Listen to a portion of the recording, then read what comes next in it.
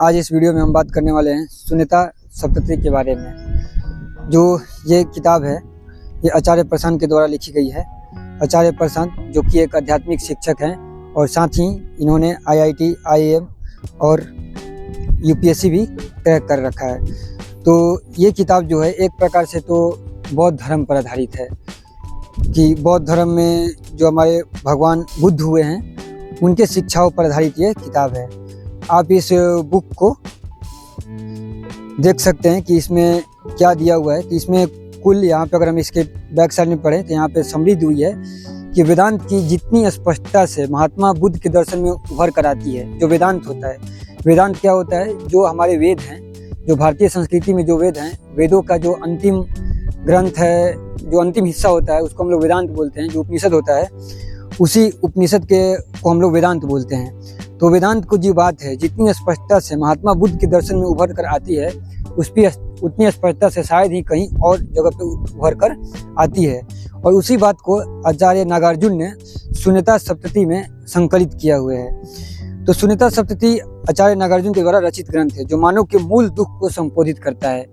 तो अगर आपको पता होगा तो सबसे पहले इम्पोर्टेंट जो चीज़ होता है, बौद्ध धर्म में भी इस चीज़ को बोला गया है कि सबसे पहले जो आवश्यक है कि हम अपने इस चीज़ को स्वीकार करें कि हम दुख में हैं। जब तक से मनुष्य इस चीज़ को स्वीकार नहीं करता है कि वो दुख में है तो फिर वह दुख से मुक्ति की भी तलाश नहीं करेगा, वो दुख को छोड़ना भी नहीं चाहेगा। तो सबसे पहले आवश्यक है कि व्यक्ति अपने दुख को एक्नॉलेज तो करे। ये चीज़ यहाँ पे कहा जा रहा है। ये बात जो यहाँ पे लिखा गया है कि आचार्य नागार्जुन की सारी बात शून्यता की थी और आचार्य नागार्जुन ने तथ्यों की दुनिया में भी गहरी पैठ रखते थे कि वे रसायनविद थे, खगोल शास्त्री थे, तंत्र विद्या का भी उनमें गहरा ज्ञान था। तो आचार्य नागार्जुन ने तर्क को बड़ा महत्व दिया है। देखिए, जो वेदांत है, वेदांत को समझने के लिए या किसी भी चीज़ को, हर मनुष्य के जीवन में दुख तो होता ही है और वो अपने दुख से मुक्ति के लिए भिन्न भिन्न स्तरों पर कार्य भी करता है, अलग अलग तरीके से कार्य करता है। कोई कर्म कांड के तरीके से तो कोई कुछ तरीके से, हर तरीके से व्यक्ति अपने दुख से मुक्ति भी चाहता है, ठीक है। लेकिन जो सबसे इम्पोर्टेंट मार्ग हो सकता है अपने दुख से मुक्ति के लिए और उस चीज़ को समझने के लिए, एकदम जो फास्ट चीज़ हो सकता है वो मुझे लगता है कि तर्क हो सकता है। अगर आप तर्क का सहारा लेते हैं चीज़ों को समझने के लिए तो आपका जो क्लैरिटी आएगा, हाँ उसके अलावा और भी चीज़ें में दूसरी चीज़ें मदद कर सकती हैं, लेकिन तर्क एक बार के लिए बहुत ज़्यादा आवश्यक होता है ताकि हम जो चीज़ है उसको थोड़ा जल्दी से हमारा माइंड उस चीज़ को समझ पाए। अगर मन एक बार चीज़ों को जल्दी से समझ जाता है तो फिर उस चीज़ को सपोर्ट में लेने के लिए हम और दूसरी चीज़ों का उपयोग कर सकते हैं। तो वही यहाँ पे हम खुद व्यक्ति एक चीज़ों को आसानी से समझ पाए, उसके लिए तर्क को बहुत बड़ा महत्व दिया जाता है। हम अपने भीतर में जब तर्क करते हैं तो वो तर्क हमारे सारी गलत धारणाओं को धीरे धीरे काटते चला जाता है। तो यही यहाँ पे लिखा गया है। तो मूल शून्यता सप्तशती ग्रंथ में कुल 73 छंद हैं, 73 छंद हैं।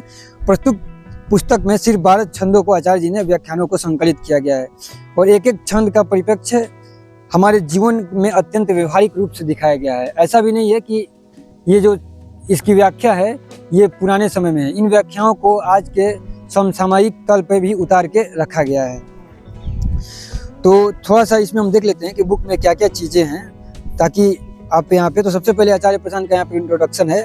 आप इसको देख सकते हैं कि आचार्य प्रशांत कौन है, उनका यहाँ पे 2-3 पेज में इंट्रोडक्शन है। इसके बाद यहाँ पे अनुक्रमणिका है। इसमें क्या दिया गया है यहाँ पर कि अनुभव नहीं, हमें बोध पे चलना होगा। अनुभव से काम नहीं चलेगा, हमें अपने जीवन में बोध को लाना होगा। जब तक से हमारे जीवन में बोध नहीं उतरेगा, जब तक से हमारे जीवन में समझदारी नहीं उतरेगा तो हम कहीं ना कहीं अंधविश्वास और गलत धारणाओं के केंद्र से संचालित होते हैं और वो गलत धारणाएं और अंधविश्वास हमें आसानी से जीने नहीं देती हैं, ठीक है। हम उसके वजह से ही दुख में रहते हैं। अगर हम चाहते हैं कि हमारे जीवन से अंधविश्वास और गलत धारणाएं मिटे तो हमारे जीवन में बोध का उतरना बहुत ज़्यादा आवश्यक है। तो वही यहाँ पे बोला जा रहा है कि आपको अनुभव नहीं बल्कि बोध पर चलना चाहिए। सत्य की समाप्ति नहीं और असत्य की शुरुआत नहीं। ये यहाँ पे बोला गया है कि ये परमार्थिक तल की बातें हो रही हैं कि सत्य की कभी समाप्ति नहीं होती है और असत्य कभी शुरू होता नहीं है। लेकिन आम दुनिया में अगर हम देखते हैं तो हर जगह हमें झूठ और कपट ही दिखाई देता है। तो ये चीज़ होता है। व्यवहारिक तल पे तो हर जगह हम देखते हैं कि झूठ, भ्रष्टाचार और ये सब चीज़ें ही चलती हैं, लेकिन ये एक परमार्थिक तल की बातें हैं। एकदम अंतिम तल की बात है कि वहाँ पे सत्य ही सत्य होता है, वो कभी खत्म होता नहीं है। और झूठ ऐसा चीज़ है जो कि कभी उत्पत्ति नहीं होता है उसका। तो ये चीज़ है यहाँ पे। और यहाँ पे देखें कि द्वैत भ्रम है और मात्र अद्वैत ही है, यानी कि जो द्वैत होता है, जो दो की भावना होती है, वही दो की भावना आगे चल के 3, 4, 5, हज़ार और लाख बन जाती है। तो यहाँ पे ये बोला गया है कि द्वैत ही भ्रम है, यानी कि दो की भावना ही भ्रम है। तो 3, 4, 5 ये सारी भावनाएं तो भ्रम हो ही जाएंगी। ये यहाँ पे इस चीज़ को यहाँ पे बोला जाएगा, द्वैत जो क्या है वो भ्रम है। और फिर उसके उल्टा, द्वैत का जो उल्टा और अपोजिट हो जाता है उसको हम लोग क्या बोलते हैं, अद्वैत बोलते हैं। तो अद्वैत जो है वही एकमात्र सत्य है, यानी अद्वैत का मतलब क्या हो गया कि दो नहीं है। तो जब दो नहीं है तो ऑटोमेटिकली क्या हो जाता है कि 3 भी नहीं है, 4 भी नहीं है। लेकिन हमारे जीवन में क्या होता है कि दो क्या, 3, 4, 5 हज़ारों भी होते हैं। हम हज़ारों चीज़ों को सत्य बोलते रहते हैं, सत्य मानते रहते हैं कि ये भी सत्य है, वो भी सत्य है, और उसके आधार पर हम क्या होते हैं, संचालित होते हैं। इसलिए हमें वैसा नहीं करना चाहिए, ठीक है।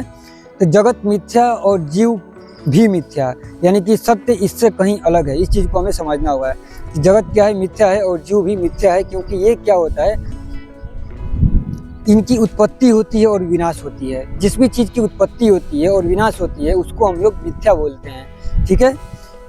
सत्य तो वो है जिसकी ना कभी उत्पत्ति हुई ना कभी विनाश हुई, वो सदा से है, ठीक है। जो यहाँ पे हम लोग देखे थे कि सत्य की समाप्ति नहीं। तो सत्य की समाप्ति इसलिए नहीं होती है क्योंकि सत्य की कभी उत्पत्ति भी नहीं हुई। वही चीज़ यहाँ पे एक प्रकार से उसको जगत के माध्यम से समझाया जा रहा है। वो परमार्थिक हो गया, ये प्राकृतिक तल पे और व्यवहारिक तल पे बातें आ गई, ठीक है। कि जगत मिथ्या है, जीव भी मिथ्या है। जैसे कि हमारा शरीर है, हमारा शरीर मिथ्या है क्योंकि इसका उत्पत्ति हुआ है तो इसका विनाश भी होगा ही होगा। यही सारी चीज़ को यहाँ पे दिखाया गया है। जगत का सृजन होता है तो जगत में हर एक वस्तु जो हमारे को दिखाई देती है उसका विनाश भी निरंतर होते ही रहता है, ठीक है। कभी युद्ध के माध्यम से तो कभी कैसे भी अपने से भी विनाश होते ही रहता है। लेकिन जो ऊपर में लिखा गया था सत्य की समाप्ति नहीं है। तो सत्य जो है वो परमार्थिक तल की चीज़ें हैं, उसको अलग से समझना होता है। धीरे धीरे धीरे धीरे जगत के माध्यम से हम उस सत्य को समझने का प्रयास करते हैं। दुख को गौर से देख लो, यही दुख से मुक्ति होता है। दुख हर एक मनुष्य को, जैसे कि बोला गया था पहले ही कि प्रत्येक मनुष्य के जीवन में दुख है, लेकिन वो अपने दुख को एक्नॉलेज नहीं करता है। जैसे ही वो धीरे धीरे अपने दुख को एक्नॉलेज करना शुरू कर देता है, उसको उसी समय तत्काल दुख से मुक्ति मिलना भी शुरू होने लगती है। तो यही चीज़ यहाँ पे भी लिखा गया है कि अनुभव नहीं बोध, ये सारे चैप्टर्स जो है यहाँ पे धीरे धीरे करके दी हुई है, जिसको कि आचार्य प्रधान क्या कर रहे हैं, समझा रहे हैं, ठीक है। कि अनुभव नहीं बोध में कि जिसकी पहले उत्पत्ति हो चुकी है उसकी उत्पत्ति नहीं होगी, जिसकी उत्पत्ति अभी होनी है वह उत्पन्न नहीं हो सकता। ये चीज़ें आपको पढ़ने में लग सकता है कि चीज़ें थोड़ी डिफिकल्ट जा रही हैं, समझ में नहीं आ रही है, लेकिन जब आप इसके एक्सप्लेनेशंस को पढ़िएगा, एक बार जब इसको पढ़िएगा तो ये चीज़ें बहुत आपको एक प्रकार से अच्छी लगेंगी और आनंद देगी। क्या मतलब कि आपके दिमाग को झकझोर देगी कि हाँ यही तो, इसी चीज़ को हमें समझना था, इसी चीज़ को हमें जानना था। और जब एक बार आप इस चीज़ को जानते हैं तो धीरे धीरे आपके भीतर के जो भी गलत धारणाएं और चीज़ें होती है धीरे धीरे क्या होती है, कटना शुरू होता है। इसलिए ये चीज़ें आपको जानना आवश्यक होता है। जैसे कि यहाँ पे ये चीज़ें कोटेशन लिखा गया है कि कोई घटना नई नहीं होती। आप जिस मौलिकता और जिस ताजगी और जिस अमूलचूल बदलाव की तलाश में हैं वो किसी बाहरी घटना से नहीं मिल सकता, ठीक है। अक्सर क्या होता है कि हम अपने जीवन में हम खुशी तलाशने के लिए, आनंद तलाशने के लिए बाहरी दुनिया में नित्य निरंतर दौड़ लगाए रहते हैं। हम भागते रहते हैं, पूरा जीवन भागते रहते हैं इस खोज में कि हमें कोई चीज़ें मिल जाए, ऐसी चीज़ मिल जाए जिससे हमारा जीवन सुखमय हो जाए। लेकिन ये यहाँ पे बोला जा रहा है कि वो चीज़ आपको बाहर से नहीं मिलेगी। उस चीज़ के लिए आपको थोड़ा सा रुक के भीतर देखना होगा कि ये चीज़ें कोई मांग आ कहाँ से रही है।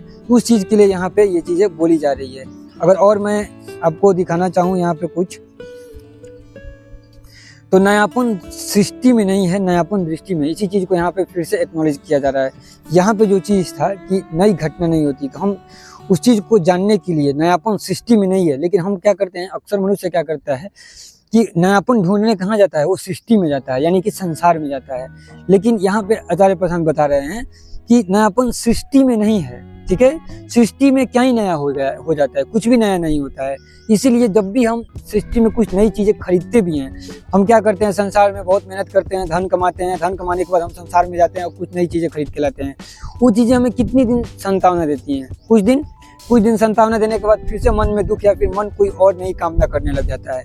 तो वही चीज़ यहाँ पे दिया जा रहा है कि नयापन सृष्टि में नहीं है। आप सृष्टि से नयापन का मांग कर रहे हैं और एक प्रकार से मांग सही नहीं है। नयापन किस चीज़ में है? दृष्टि में। आप अपनी बोध से, जब एक बार आपके को बोध हो जाता है तो आपकी दृष्टि बदल जाती है, और वही दृष्टि का बदलना नयापन होता है। तो मैं बोलूँगा कि आप अपनी दृष्टि को बदलिए, आप अपने जीवन में बोध लाइए, और आपने देखने का जो नज़रिया है, दृष्टि है, उसको बदलिए। अगर आप इस बुक को लेना चाहते हैं तो आप इस बुक को आचार्य प्रशांत के वेबसाइट से मंगा सकते हैं, इसका हार्ड कॉपी। इसके अलावा आप अमेजन, फ्लिपकार्ट पर भी जाके देख सकते हैं इसके अलावा अगर आपको तत्काल चाहिए तो आप इस बुक का PDF भी ले सकते हैं। PDF भी इसके बुक को आपको उपलब्ध हो जाएगी आचार्य प्रशांत की वेबसाइट पे।